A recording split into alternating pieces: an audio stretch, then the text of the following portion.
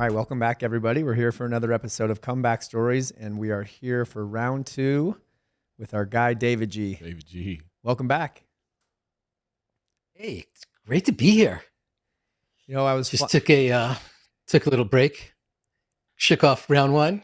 We're back. We're back for Yes, more. sir. I was flying in here, and I was listening to one of your many amazing meditations, and one of my favorite ones is on one of those albums, and it's the Infinite Flexibility, talking about change.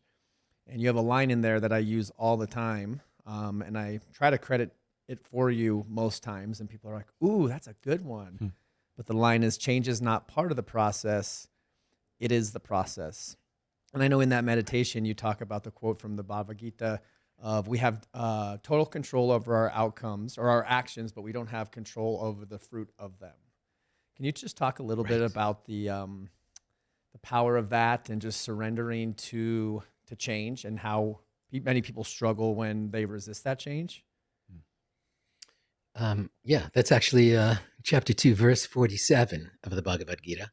And in that, this is essentially God speaking to the greatest warrior of all time, Arjuna. And, he's like, well, how am I supposed to walk through the world, God? How am I supposed to live my life? I'm at a crossroads, or I'm leaning in, I want to do the best job possible. How do I do it?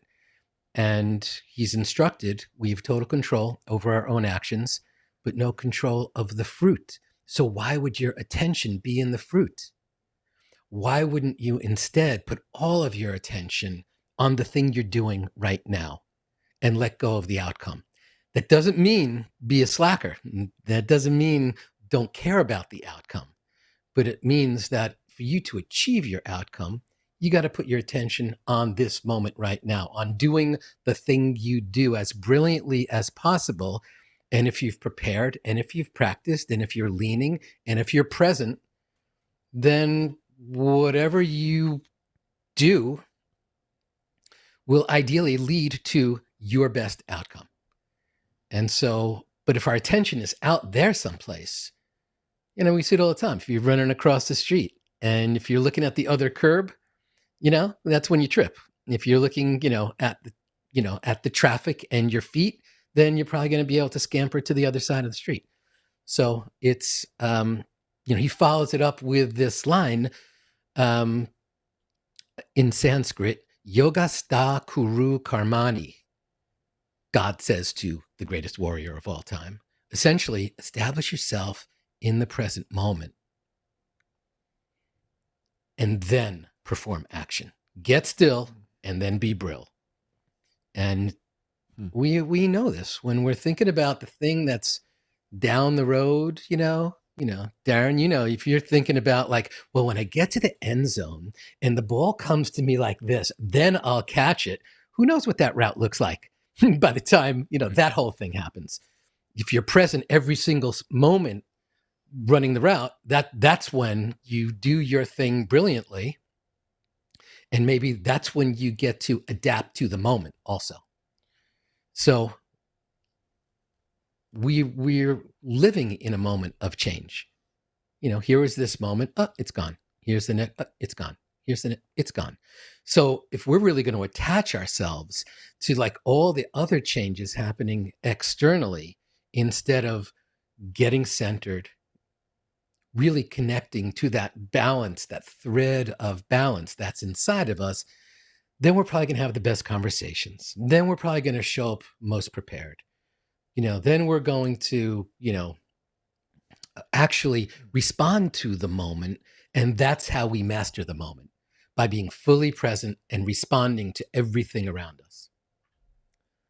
Oof, there's so much there. So the first thing that I heard in the beginning regarding the quote of we have total control over our actions, but not the fruit of them, is the whole idea of expectations. So a lot of times I think people, they do certain things and then they expect something in return, which, we know in the program of recovery, what expectations do for us is they typically lead to resentments. But we're, again, trying to control something we can't control. So that was a big takeaway from the beginning. But what were you going to say? I was going to say maybe to counteract what David G was saying, as the perspective of somebody that's listening to this episode right now, they may be thinking, well, David G, I don't know, the fruit of my actions looks very attractive. And I can agree with that person from, my past way of thinking, like the fruit that comes with the action, the attention, the fame, the status, just the acceptance for people that have a hard time accepting themselves. Like me, I settled for the acceptance of others, and that was the fruit of my actions. And I so desperately chased after that. How does somebody go about changing, what is attractive to them, from a spiritual sense, from, just on a day to day, like the fruit of my actions, what I see is so attractive to me, but how does it become less attractive? How do I go about, wanting to be in the moment? Because being in the moment doesn't necessarily promise me that fruit or that thing that I've been searching for so long.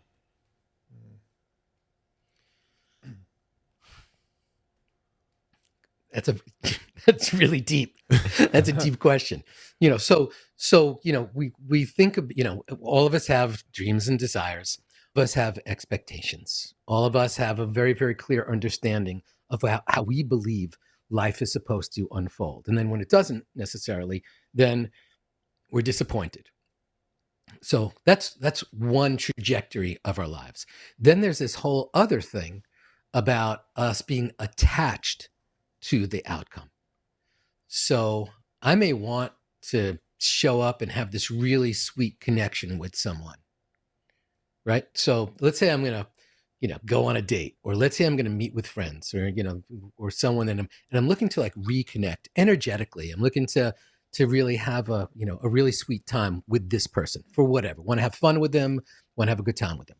So, I could have my attention in, oh, I hope when this thing ends that they'll like me more. Right? Well, if you're showing up for anything like that, you're definitely on the wrong trajectory to begin with. But, a lot of people, we're showing up. I hope, this thing happens and then I'll be happy. But if we showed up and perhaps even just became this really radical listener, that person in that moment, or really connected to them, then chances are at the end of that process, that person would say, wow, they really listened to me.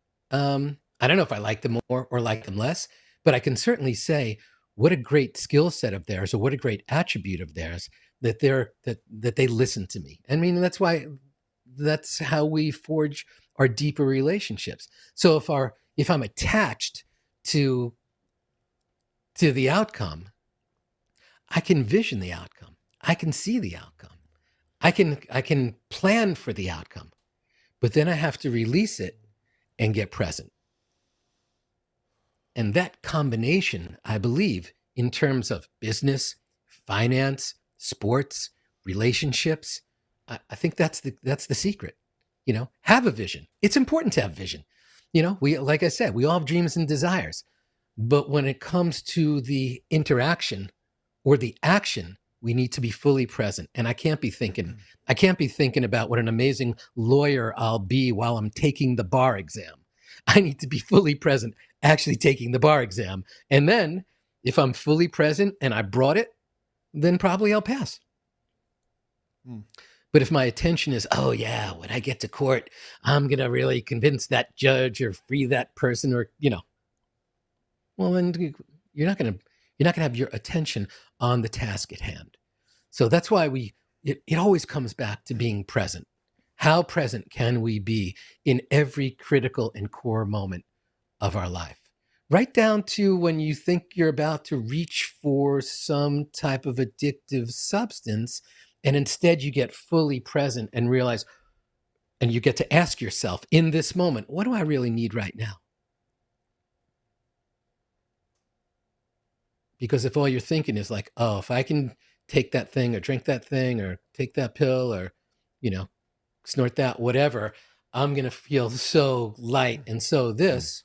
But the reality is, if we show up and get present, we may choose more consciously. And it all comes down to, if you're present, you get to make more conscious choices. If your mind's over there, or if it's a knee jerk, or if it's a reaction, even if it's a trained reaction. And we see this with cops, all those bad shootings. Okay, they're trained so well, but they've been trained not to step back and breathe and reassess the situation. And I think that's a real healthy thing for all of us to do, regardless of our profession or where we find ourselves in a given moment. And this is why we practice meditation, right? Because in the present moment is where we make less mistakes, make better decisions, and really can realign our actions with our core values. So we're making decisions from the present, from our bodies.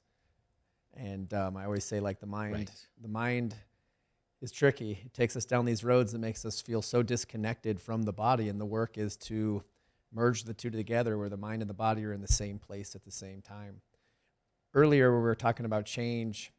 As a coach, my coaching program is called The Shift, and I just love that because so many people are stuck.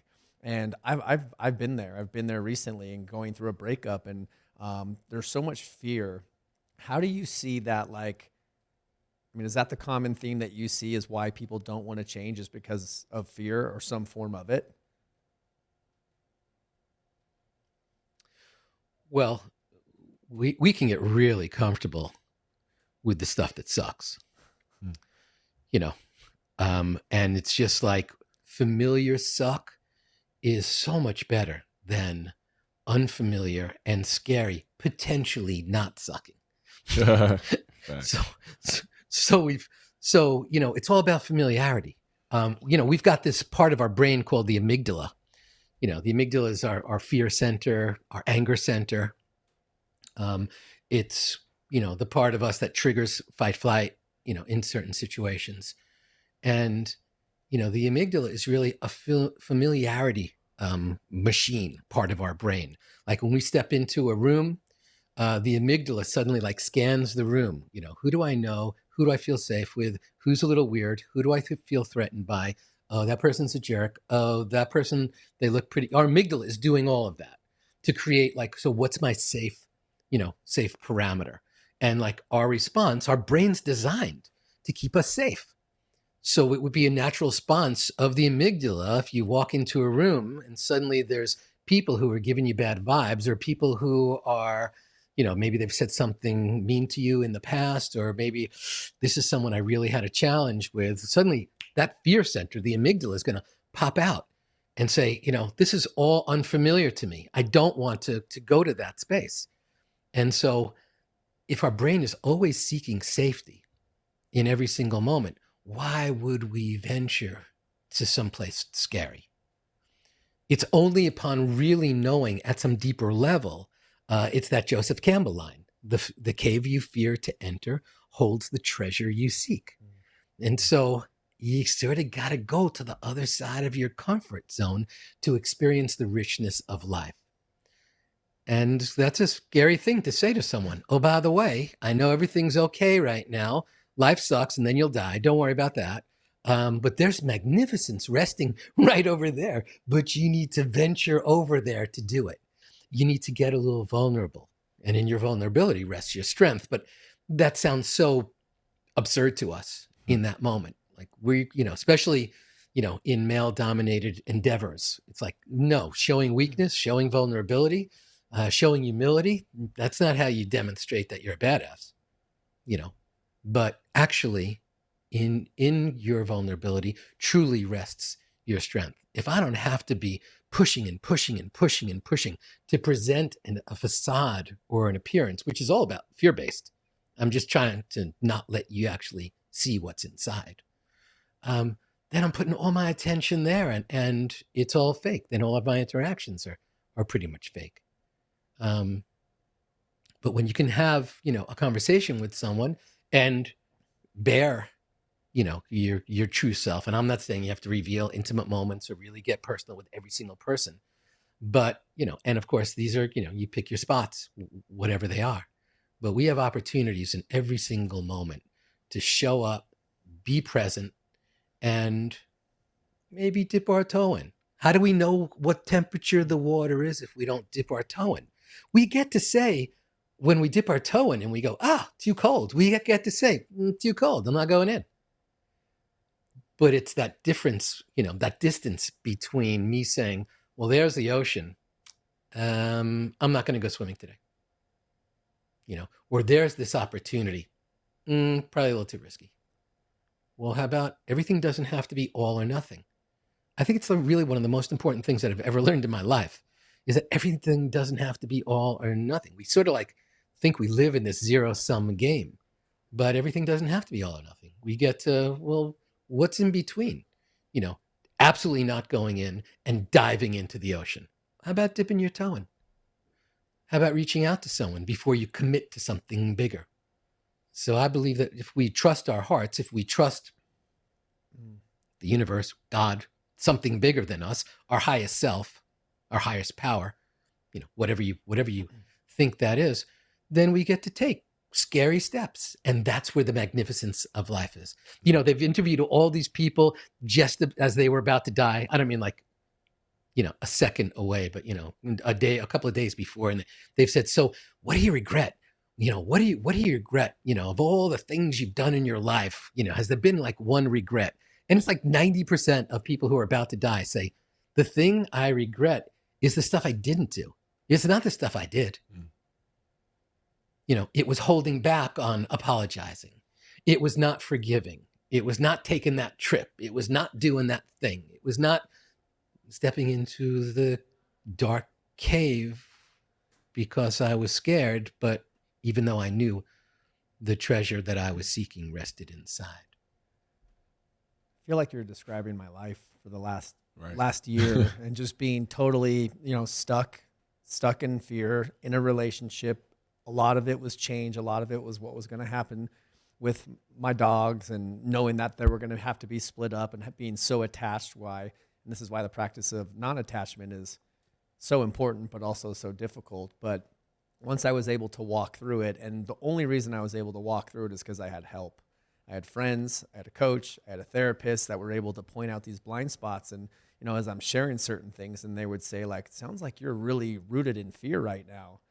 And I needed that. I needed that so bad. But at some point, I was able to lean into the change, and moving to California and uprooting and living in Arizona my whole life and building this community and taking this chance, and then to see what's transpired. And Daivji, as you're making these analogies around the ocean, I mean, this is my life now. And what's went down in the last year has just been so magical. And it was scary as hell initially making that move. It's what is everybody else going to think? What's going to happen with the dogs? But man, it was one of the, by far, other than getting sober, probably one of the best decisions I've ever made in my life. And again, the only reason I did it, I could do it because I didn't do it alone. And I think a lot of people try to stay stuck and they try to make these decisions on their own, and then they end up not making a decision, because not making a decision actually is a decision. Yeah, I hear Daivji talking about safety, and that relates to me so much. I've always been somebody that wanted to have something just fall into my lap. Not me having to go out and go through a process to experience some pain or some discomfort for something that happened. I just wanted it to come to me, and me not have to necessarily put any kind of effort into it, or risk looking dumb or risk failing. And it's you look at a word like faith for somebody that believes in God or the universe or whatever you may believe in. That word in itself is uncomfortable. That's belief in something that you really can't scientifically prove to somebody, or you can't show them exactly how it works. It just requires you believing and having a full conviction in yourself that something better is out there. Something more worthwhile is on the other side. But that approach and that belief is uncomfortable because you can't prove it. You can't have 100% confirmation that something is going to happen exactly when you want it to happen or exactly the way you want it to happen. It requires you to get out of that little safety, get out of that. I call it my cave. I always go to my cave and try to isolate because I feel like it's safe there when it's really not. I'm really, tearing myself down with negative self-talk and not allowing myself to experience the brightness and the joy of community. So yeah, just hearing Daivji talk about safety and how much of an illusion it is, I hear a word like faith that so many people relate to and say and try to embody, but that in and of itself is an uncomfortable process. Absolutely. And and you hit it on the head when you said, I don't want to risk looking dumb. I don't want to risk failing. And, we project like, oh, if I look dumb, these are the people who are going to be looking at me, and they're going to, they're so much smarter, and they're going to look at me, and I have imposter syndrome so it's going to be confirmed. I am the loser. I am dumb. Look, I failed. And, that can freeze us for decades. It's not like just in a momentary decision. That could freeze us for making all the important, real, critical, defining moment choices of our life. And so, and it's because of our orientation to failure. Failure is for losers, right? No one who's great, we would assume, has ever failed at anything. And of course, like, what are you talking about? Then every single, batting average would be 999. Then everyone would have, every quarterback would have, 500 yards a game. Patrick Mahomes not included in that, and then suddenly, you start to realize everyone's failing all the time. We just, just calling it failing. But if we can fail up, if we can, I think that's like one of the most core amazing aspects of this. If we could see the past as prep, if we could see, I'm going to try something now, and if it doesn't work out, poof, I really learned something, and I'll do better the next time.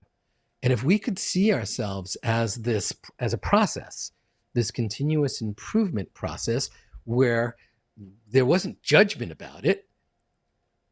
I'll just give you an example. So this morning I'm in the shower. I've got one of those shower things. It's like one, it's just one knob, not too hot and cold. So I get into the shower and I turn it on, and it's like suddenly it's this cold blast of, of icy water just hits me. And I was like, whoo, and I, turned it, the other way. And then suddenly it was just like, like burning myself. And, and then I adjusted back to the cold and sort of, course corrected just a little bit. At no point during my shower did I say, oh my God, you're such an idiot. You can't even adjust the water for your shower. It's like I was learning. And if I'm going to beat myself up every time I take a shower because I don't like nail the water temperature exactly, every boat that leaves a port is off course for the entire journey until it pulls into the next port with just constant, just little course corrections, as they move, but we've got, our society is like, either you're a winner or you're a loser, either you're a succeeder or you're a failure. And so if we can see the past is always prep, and every moment is sort of kind of an experiment to see if I can, actualize whatever my desire is in the moment or whatever my vision is in the moment, and then have the response, that didn't work out like I anticipated. How can I course correct here? Using that situation, not as failure, but as data for the next step. And Donnie, you are a bold MF, because, picking up, leaving, I'm not into dogma, but I'm really into dogs. So I know, the pain of like, I got to leave my dog. I got to split up my dogs. I got to move into another place. I want to be in this other place. I got to leave this relationship. The list of all the things that could have held you back. Going back to that, really familiar discomfort, but you took the unfamiliar step, you took the road that was less traveled, and I think you're reaping the benefits of that. Think of all the gifts that you've received and all the amazing benefits. This is the richness of life is. It's on the other side. It's on the other side of your most conscious choice making. Well, and nobody does anything.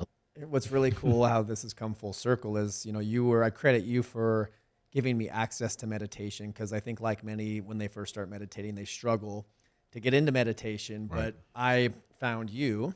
I think it was on like iTunes at the time, and your storytelling, it just made it accessible to me where I could just listen and be guided through my meditations. And it really is what started me in my practice. But on a lot of your meditations, you would start or end and say, coming to you from the sweet spot of the universe. And I didn't really know what you were talking about, but since I've moved to North County, California, I'm pretty close to you. Now I know exactly what you're talking about. But I think for people that are stuck or unwilling to change, I think you always have to die to the old. To step into the unknown, you have to die to the old, whether that's your thoughts, whether that's your old life. I think some people are unwilling to let go, and so they can't really step into something new. So it's that constant practice of releasing and inviting. You got to let go of something, sacrifice something to achieve something else. But I just come back to, I'm just thinking about all of the people and a lot of my willingness to receive some guidance and help to get through that. And again, man, one of the best decisions I've ever made.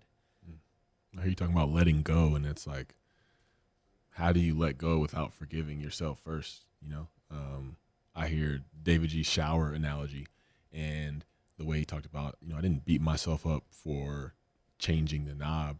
And I feel like a lot of people do that, whatever it is in their life, especially with meditation. I feel like that's what may scare a lot of people off from it. It's like, I can't sit still and not have a single thought for 8 hours.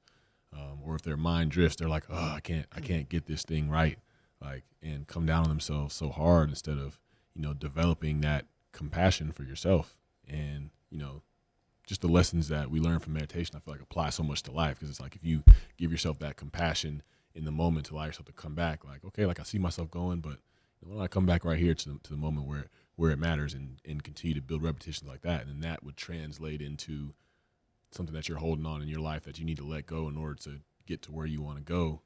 You can have more compassion for yourself to do that. So it's, if we can get past that block of meditation having to look perfect, or like David G said, all or nothing, like that mindset, I suffer from that too. So if we can find a way to get past that and forgive ourselves for the little fluctuations, that's where the progress comes.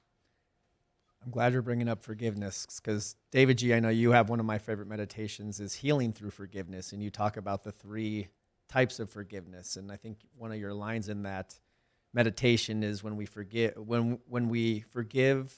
ourselves, or when we forgive, we free ourselves from the ties from those that hurt us. Yeah, because, whatever grudge we're holding, that's only in us. It's not in them. It's not like we have this like special little button that we could push, like, I'm thinking of you and I want you to die. We don't have that button. We only have the internalization of that stuff. So, we don't forgive others as freely as we should. And, it's really funny. The first time I ever saw that was in a church basement where they were holding 12-step programs. And I was like, wow, when we forgive, we free ourselves from the ties that bind us to the one that hurt us. It's like, yes, I will drink poison and you will die. We're holding on so tight to this thing that the other person perhaps is not even thinking about. So let's forget them for a moment. Let's forget everyone outside of ourselves. The ancient teachings pretty much tell us, we need to activate within ourselves certain aspects, kindness, self-kindness. If we can be kind to ourselves, we could probably be kind to others a little more authentically. Otherwise, we're just like faking it and phoning it in, having a fake smile and acting kind. We're acting. How long can you hold that pose? Compassion, self-compassion. What's compassion? It's rooting for someone's suffering to end. So we have so much compassion for people who are victims of this and victims of that, and who are struggling with this and struggling with that. But yet we don't necessarily apply that same approach to ourselves, which is, let me root for my own suffering to end. Not like I deserved it. It's a whole, self-worth kind of thing. The third thing is forgiveness. Self-forgiveness. Before we start forgiving the world, because we think like, oh yeah, I forgive you. Oh, it's okay. Okay, whatever. Oh, really? Think of all the stuff. We have like a list of that's like probably like infinity long of all the stuff that we are holding against ourselves, that we are not forgiving ourselves for. And so before we can really, formally and really officially forgive someone else's transgression against us, we have to begin that work on ourselves. I have to forgive myself because I was a kid when I made a bad choice. I have to forgive myself because maybe I got swept up in a period of addiction. And you know what? I was doing my best from my level of consciousness at the time, which probably was pretty low, but it was the best I had. But now I have a higher consciousness, so I could do better. So that's it. Let me forgive myself for being human, doing stupid shit, and doing stuff that probably, in hindsight, I of course I knew, but not in the moment. In the moment, I was like, all right, I'll go down this path. But here we are right now, sort of further down the road on those paths, and we've got that opportunity to sort of like, let me forgive myself for a whole bunch of stupid choices that I made, a whole bunch of decisions I made out of fear or desperation or illness, or like all the times we act from a low vibration. We know why. We were high, we were tired, we were sick, we were angry, we were upset. The list is pretty long. We were in the throes of some kind of addiction. Pick the thing. And like, rather than making the list of here's where I sucked, and there's where I sucked, and there's where I sucked, and there, and there, and there, how about if we say, I was doing my best from my level of consciousness? Doesn't excuse anything, but it explains it all. But now, let me just keep doing things that are nourishing, doing things that are in service to other people, doing things that elevate me and nourish me, and I'll probably make better choices just by showing up in that space. To much that's given comes great responsibility, and I think that's the level of accountability today, that level of awareness, knowing these practices of forgiveness. It's kind of what pulls me forward often, is just knowing that I know a lot more than I did then, or I'm a little bit more aware than I was then, and that allows me to forgive myself, but it also gives me that kick in the butt to like use the tools, because the tools only work if you use them. And you, as a teacher or a coach or a leader, you can only take your people as far as you're willing to go. So it's like, if you're not doing the work, energy is everything, that most people are going to sniff that out at some point.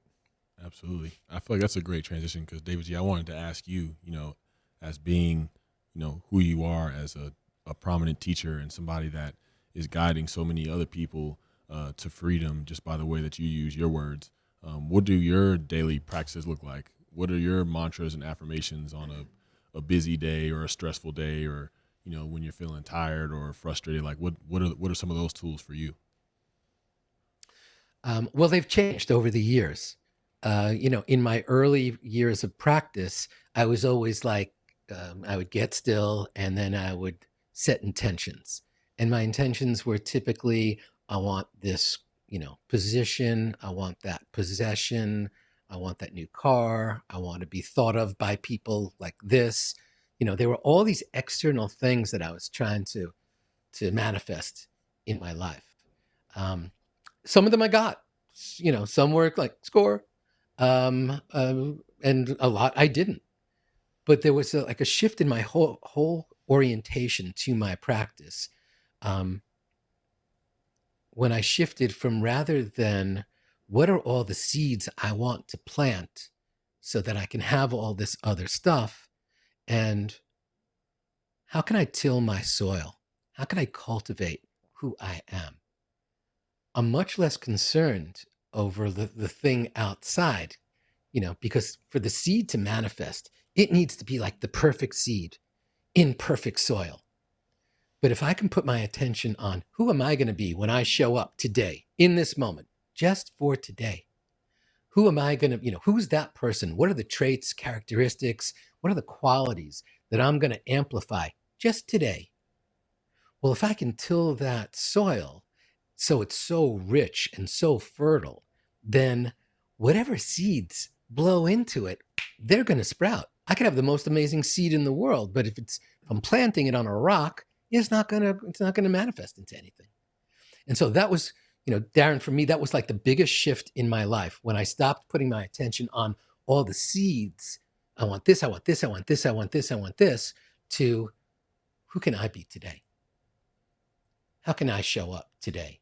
And we know that whether people are going for job interviews or showing up on game day or going out on a date or being in a relationship or just having dinner with someone that you care about, it's not about, planting the seed. Well, I hope it comes out okay. What are you going to bring? What are you going to bring to the moment? And so every morning, those are the questions that I ask myself. I begin with some, just by, settling in. And people, and Donnie, I know, you've talked about this a lot, with all your clients as well as, in comeback stories. But, this concept of, just watching, just starting off by watching your breath. Just, you can't do a meditation wrong, realistically. The only bad meditation is the one you don't show up for. So, no one ever said after even 5 minutes of meditation, well, that sucked. That was a waste of time. No matter what, after the meditation's over, it's sort of like a yoga class where you go like, oh, I can't believe I was going to bail on that one. How do I show up?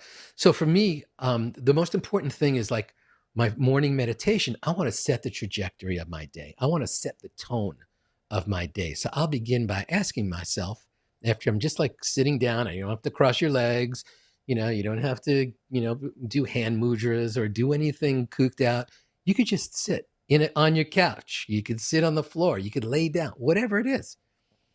Comfort is queen. So you got to get as comfortable as possible. And then I'll ask myself some really important, deeper questions. And I'll ask, what am I grateful for? Is like that's my starting point to the day.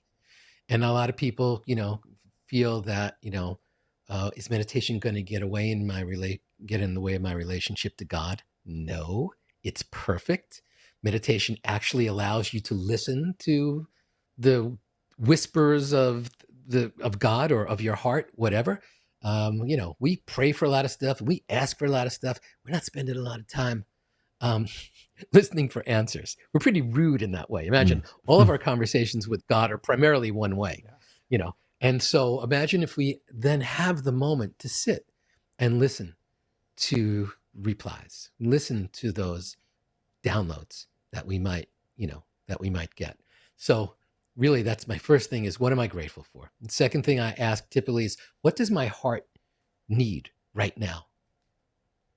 And I'll place my fingertips on my heart. And I know this sounds like soft and woo-woo and gibberish and like whatever, but I want to walk through the world. I've been harsh a lot of my life, harsh to myself, harsh externally. I want to be softer. I want to be kinder to me and to everyone around me. So I'll ask, what does my heart actually need? And I think it's a really deep question. You're not asking your head that question. You're really asking your heart, and you need to give it, a minute or so to answer. And the third question I ask is, how can I help others? How can I heal others? How can I serve others using my unique gifts, my native energies, my special talents? Because if I could serve the world in some way and fill myself up simultaneously, and I don't have to be like curing cancer or, feeding, everyone who's hungry. It's like, how can I help heal and serve? And so I'll ask those questions. Then, I'll spend maybe a minute on each one of those. And then I'll ask like, okay, let me now invite an intention for the day, just for today. Tomorrow will take care of itself. What trait, quality, or characteristic can I level up? Can I amplify? Can I embrace at a higher level? Maybe today it's patience. Maybe today it's working harder. Maybe today it's challenging myself. Maybe today it's forgiveness. I get to choose, and it's rolling around. And I would suggest people also, do that practice. And after I've then invited that into me, I've invited that intention in and planted it like a seed in that fertile soil, then I let go of outcome because I've planted it. I'm going to show up that way. And then to really activate it further, that's when I go into stillness and silence. That's where I have a meditation practice where I can just be either watching my breath or repeating a mantra. That mantra can be in any, that mantra can be in Arabic, that mantra can be in Hebrew, that mantra can be in Sanskrit, it could be in English. A mantra that I really like is I am. And so I could do that just for, a little bit. And then as I come out of that, I always want to establish, for me, I have like 4 rolling affirmations that, number 1, I am whole. Number 2, I am loved. Number 3, I am love. Number 4, I am peace. If I can move through the world feeling whole, loved, flowing love, and being peace, what can't I accomplish? It doesn't matter. This could be every interaction I have with anyone in my life. This could be the hardest and dirtiest jobs that I'm going to do. And this could be like the easiest stuff, like hanging out in the supermarket and everything in between. I'm inherently, I'm a warrior. I think everybody listening right here is a warrior. We are in a battle for which wolf we're going to feed, the good wolf or the bad wolf. And, and there's a battle. There's a good battle going on in our heart. There's a battle going on in our head. And so if I can infuse certain traits and qualities and characteristics into each of those moments, then I feel like I'm a ninja. It might be I don't need to, I was just watching Braveheart on TV last night. These are like people like running with axes across battlefields to get stuff done. It's like they always ended up with like a giant spear in their chest or something like that. It's not like they ever like da-da, and then they moved on. There are smarter ways to fight those battles. And we, it's not, physically hurting someone or yelling at them, especially if it's ourselves. But, maybe starting with forgiveness.